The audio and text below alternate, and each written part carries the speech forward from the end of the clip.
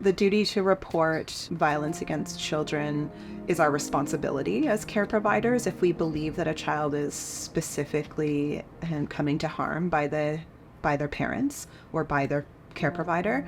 However, the likelihood of needing to report is very rare.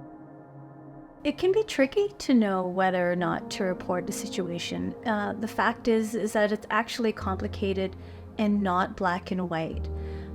When deciding whether or not to report, it's important to acknowledge for oneself and also for one's client that if there is a suspicion of child maltreatment, then midwives have a duty to report. That being said, we also need to recognize the potential harm that can come out of child protection. And so I think it's important to work with a client to explore the difference so that you're clear, the both of you, on the difference between disclosure and reporting, the potential impacts, and that you're working with the client through that to navigate that situation. There's not a clear answer about should I report. Of course, if things are really scary in extreme situations, you do have a duty to report. But those situations, particularly for midwives, don't come up often, and often they have time and the ability to be talking to people prior to the baby being born if they see a lot of red flags. There has been a lot of abuse by the very people we report to, particularly in Indigenous communities. And there are now Indigenous organizations that are helpful. I think it's really important that we examine our biases, because not every family will look the same as ours. People won't parent necessarily the same way we do.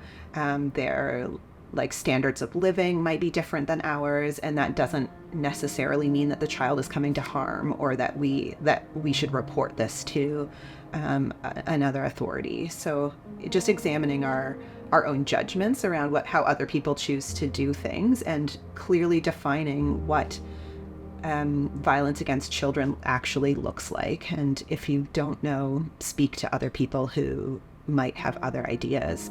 Speak to people in your community, other care providers that you trust, to gather more information about when you might consider reporting.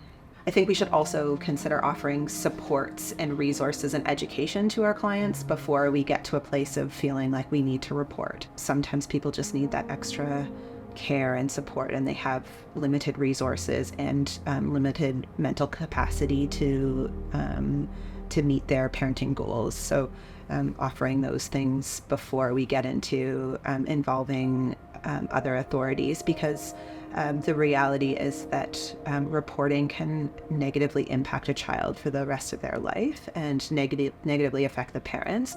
And we know that there is an astronomically high number of Indigenous children in care. And our society needs to examine that to understand why that's occurring.